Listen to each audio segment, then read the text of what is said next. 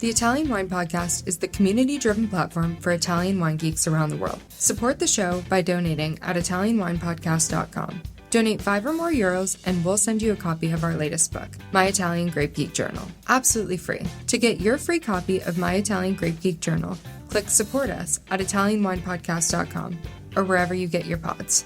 Grazie mille.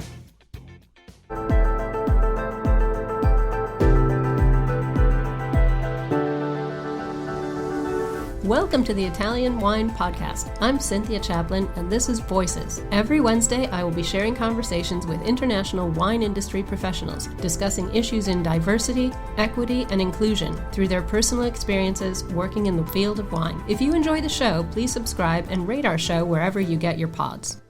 Hello and welcome to Voices. This is Cynthia Chaplin, and today I'm really happy to have Francesca Bonzano with me. Francesca and I met at the recent Wine to Wine Business Forum in Verona, and while we were chatting, we discovered that she is part of a very interesting group called Sbarbatelle. So I wanted to make sure that we got together and had a long conversation about that. So thank you for coming back, Francesca. It's great to see you. Thank you, Cynthia. It's so great to be back with you. Well, Francesca's family owns Castello di Uvigli in Piemonte, so a very traditional winemaking area. And instead of making sort of the normal Barolos, Barbarescos, Barberas, things like that, you have more interesting wines. You're doing things with Grignolino, also Albarossa, which are both very interesting native varieties for Piemonte. But more importantly, we have this great story of Le Sbarbatelle. So before we get to that, let me just ask you, I know your family bought the Castello in 2020. Yeah. Have you always been interested in wine? Tell me the background. How did you get into wine and where did you study? So I studied at Università Cattolica in Milano. I got my business, so I graduated in business. And then I moved to San Francisco for a Master of Science in International Business again. And I think it was also the fact that I was really close to Napa. I don't know if it's that or, I always grew up in wine and back in the countryside because I'm from Monferrato and then moved to Milano later. So I don't know, in San Francisco, I started to, really think about the wine business. My family back in Italy were planting the vineyard by then. So that started like this, and then I got my job at Colangelo and Partners in New York. So I'm very close to Gino and Juliana, and they helped me grow a lot into the wine business. And I got to know a lot of people, and I really got involved. So once I got back to Italy during the pandemic, I started working with my family, and I couldn't get out anymore. So that's right. We were all trapped. Yes, the bad times. We're done with that now. Yeah. But it's interesting how that international aspect has really affected you as well, because I know now you're co-owner of your family's winery. Yeah. And you're doing a lot with the marketing and the export to the U.S. Exactly. So how's that going? It's a difficult channel. It's a 3-tier system in the U.S. How has your experience helped you to get your wines into the U.S. marketing? So thanks to a lot of people that are actually helping me, I'm getting out there. It's very hard when you are trying to promote a different type of wine that it's not like the classic Barbera for our area, but instead it's Albarossa or Grignolino. So Albarossa is our main focus, and we're trying to differentiate a little bit the production to be more interesting because, the U.S. market is really saturated with wines that are well known. So we're like, yeah, let's give it a try. Let's try with the Albarossa. Let's see how people react. And I think we have some interesting data today that tell us we're probably on the right way. Perfect. I think it's important that we get these native grapes, really historic grapes, out into everybody's mindset because we don't want to lose them. And I think we're in danger of losing them. People, I remember in Piemonte, everyone tore up all their vineyards and planted Nebbiolo because Barolo was taking off. So It's nice to know that story sort of unwinding itself backwards and we're protecting those native grapes that are also important as well as Nebbiolo. So, but I want to talk to you now about this Sbarbatelle. So I love the name. So Francesca was telling me yesterday, Sbarbatelle is a group of young women producers who met at the ICE, the Association of Italian Sommelier in Piemonte, in Asti to start with. And it started in 2017 with only 15 people. We were talking about how difficult it is to be a young woman in these Italian formal settings and needing a support group. I remember when I was studying for my ICE sommelier in Rome years ago, it was helpful to have women friends. So let's talk about it. Sbarbatelle is a great name. It's sort of a funny word for being, not quite mature, young. It actually means not having a beard. Exactly. So, which great name for a women's group as well. Which is also Barbatelle, that is the root of the vineyard. Let's say when you plant it, it's the small one that you put in the soil. Exactly. It's a great name for so many reasons. So how many women are in the group now? So we're around 80 people that are really active during the events, but it's probably more. So it's growing, and a lot of young girls are actually approaching the group because we're getting out there now. We have a new direttivo, so the board, the decisional board, we would say, because we're trying to create an association. So to give more visibility to the group, but also to start doing masterclass or trips, everything that could be educational for young women in wine. So the only common thing should be we all have a vineyard. So we're all producing our wines, and in the most genuine way. So everything that could help us to be better, to have more connections, or like Unione Italiana Vini is doing with Agivi, so the young producers, not only producers, because it's just people in wine that are young. So we're trying to do the kind of same thing with Sbarbatelle, but trying to be more women-oriented. So everything that could help us grow in this sector and this. Well, it's interesting because the conversation we were having before, we've all found ourselves, in these situations in wine, particularly in Italy, but also globally, where just being the only woman in the room or the youngest woman in the room, you find yourself feeling really uncomfortable, not very supported. So organizations like this are so helpful and so useful and can grow into really amazing things. So hopefully, with scholarships and helping each other to learn. So, who do you hang out with? Who are your friends when you need help or support? Are you going to the Sbarbatelle people because they're very similar to you, Yes. young and they have vineyards? I think that's the thing we have in common. So everything started with a friendship. We didn't know where it would lead, So with Paolo Poncino, which is the ICE member who founded Sbarbatelle, who actually came up with the idea, put us all together. And he was like, girls, share ideas. Let's start with this event. Something better could come up, So we all gathered during this big event that is in Asti around June. And we all started to actually being vulnerable. So it's not just about I sell all the wine and I do that and I'm in every single country in the world with my wines. It's more sometimes I have the imposter syndrome. Do you have the same thing? Do you feel the same thing? Yeah, I do. It's real. It's a real connection between women that actually are there to support each other and not to compete with each other. That's the most beautiful idea, really beautiful. And I think women are good at doing that. Yeah.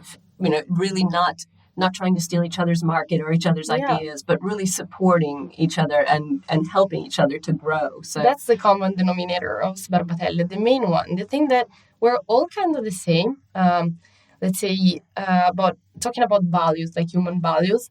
I noticed that every single person that approached Sbarbatelle has this kind of mentality, very open-minded, very genuine. And I love that. It's not in a group of people that is a big group, normally you find the person who wants to stand up and be leadering everyone. But it's no, everyone is on the same ground. We're all living the same thing. We don't have colleagues. So they're sharing our, troubles or insecurities. And we're actually there to be with each other, be there for each other. That's fantastic. How are you going to take this national? I'm sure there are a lot of young women producers all over Italy who really need this. How are you going to get this message to them and find them and welcome them in? So we're trying to, first of all, come up with the group, group of things to do. Like we're trying to gather all the things we can do. So we're at this point, we're in a very starting point. So we're sharing, we're doing a lot of questions also to the people that participate in Sbarbatelle. We're like, what do you expect from us? What we can do, like what can we do as a directive board to help you grow, to like what would you like to develop in your business with us? So it's a very as I'm saying, it's the very beginning of everything. But that's great to ask other people's opinions and to ask them what they need rather than trying to tell them what they need. That's why we don't want to do, we're trying to do everything that it's in our power, also contacts, because a lot of Sbarbatelle has already a grown business, and they're trying. What I love the most is that they're trying to be there with their time, with their efforts, could be with their money to help promote the brand, but also I'm in a small, medium-sized business, but and I'm starting to get out there. But they're Sbarbatelle, they're very already well known as a brand, and they're trying to put their contacts actual effort, which is amazing, and that's how to support each other. Yeah, not just with words, but actually with action and facts. Are you enjoying this podcast? Don't forget to visit our YouTube channel, Mama Jumbo Shrimp, for fascinating videos covering Stevie Kim and her travels across Italy and beyond, meeting winemakers, eating local foods, and taking in the scenery. Now, back to the show. So let's talk about the events. You said it's in June usually. What's the plan for 2024? So we're doing this big event again with the Ice Asti. And normally it's at Marchesi Alfieri, which is a very beautiful estate, big, and we have this orangery that it's amazing. We'll gather there with stands. But we're trying to do more events. So it's not going to be just that one. So we're trying to do one before, probably in February in Rome. We're coming up with the date. So hopefully we'll be seeing each other before June. But the event itself is it's a very nice gathering, because you have also show probably there's an exhibition going on. Last year was one of the Sbarbatelle was hanging her on the walls, her paintings. They are beautiful. And then we have masterclass. So there was one on the rosé wines, and from all Italy, because we're from everywhere, every region of Italy. And there are a lot of activities going on. So it's a very fun moment. And now we're a little bit more B2B oriented, because we do it on Monday as well for restaurants and business owners. So that's great. How do people find you? Because I was looking after our conversation, and there's no website. So for people who want to get involved or want to come to the events, how do they find you? Where should they go to look for you? So first of all, we have our Instagram page that is called Sbarbatelle, so they can reach us there. But we'll soon have our LinkedIn, our website. We're working on all the, marketing material also to get up there. And so, everything is in development. So we're, as I told you, we came up as a direttivo in September. So we started organizing also with the harvest. It was pretty hard. And, but we're getting ready. Good. 2024 will start. I'm so glad to talk to you at this point when it's new and it's just happening. I'm excited to see what it'll be like in 5 years from now. I think a lot of interesting things can happen when strong women get together. Interesting things happen. Yes.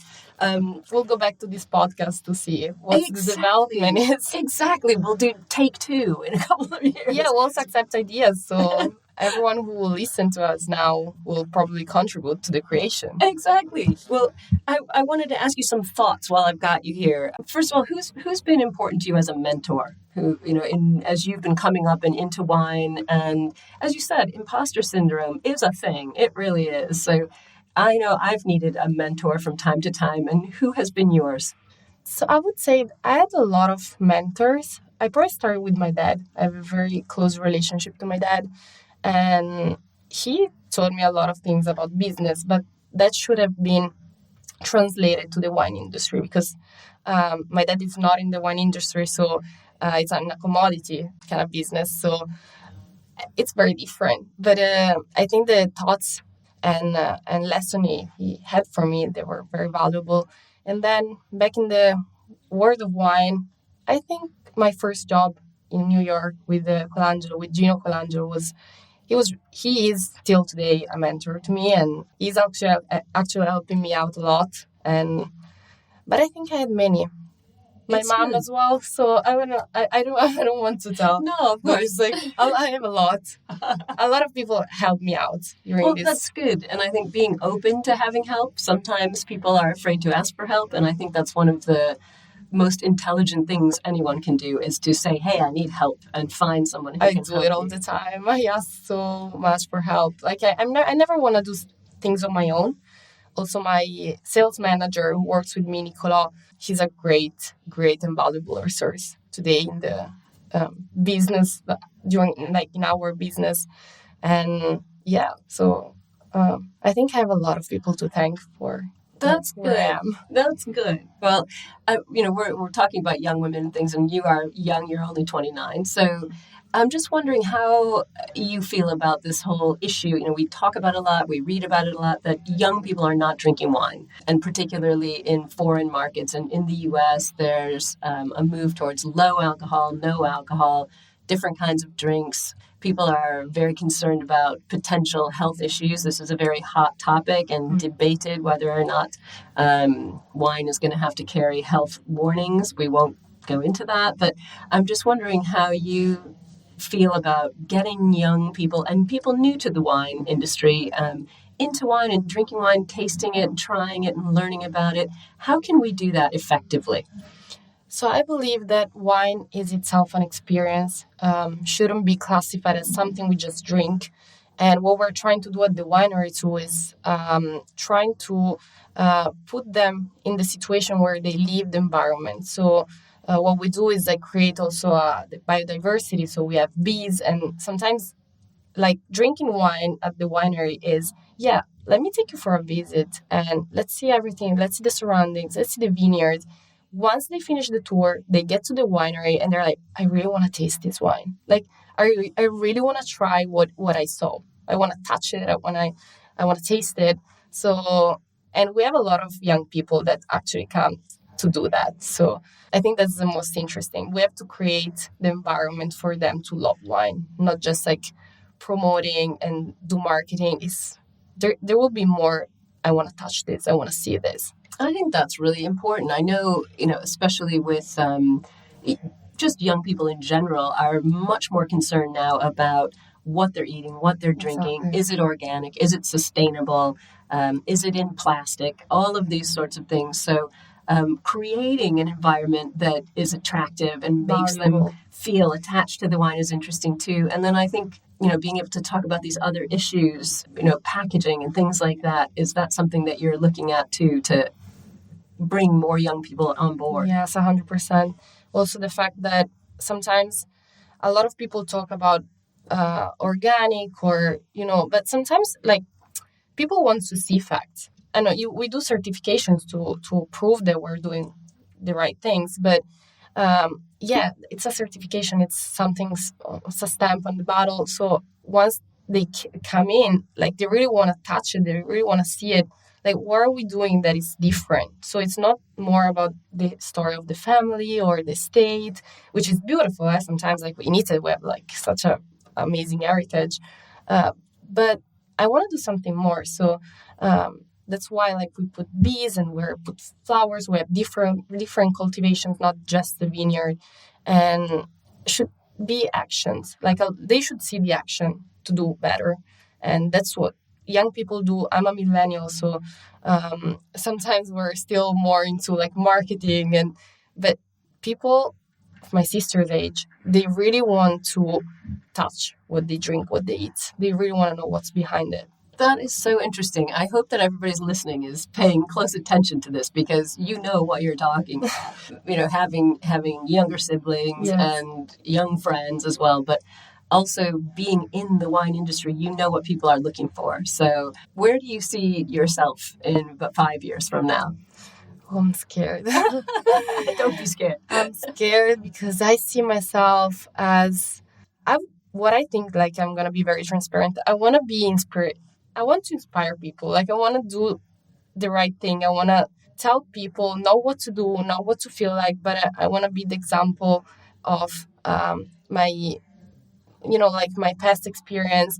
So it wasn't that easy to get into wine and be accepted and be liked. So I hope I'll be the person who stands up and say, it wasn't easy. It wasn't always like this. Maybe now I'm, better than 5 years ago, but it was hard. And it's okay if it's hard. Like, you're gonna get better. That is amazing. I mean, we were talking before about how, for women, it's even harder in the industry, and you have to have the title, you have to have the pin. Yeah, I'm also trying to have the title so I can be there and be like, yeah, I made it. Exactly. And it's depressing sometimes that we feel that we have to do that. So I think you're going to be a great inspiration for a lot of people. And I love how passionate you are about what you're doing. And I just wish you all the best. And I'm going to keep my eye on Sbarbatelle. This is so exciting. I think it's great. And I hope that you all can drive it forward, get the direttivo, get the initiative, go national, make it big and loud. So I hope that also Sbarbatelle will, in 5 years, will be successful, and that would be a great achievement because I can say, I was there in the beginning. Exactly. I helped out, and we all came up with this amazing concept and idea that helps other women to feel more secure, more connected. So and supported, yes. which is going to keep people in the wine industry, especially small producers and young females who are struggling. So I think that's great. I'm so happy to hear about this, and I can't wait to see what you do. So thank you so much for coming back and talking to me. Thank you so much for everything. It was great talking to you. It's very comfortable.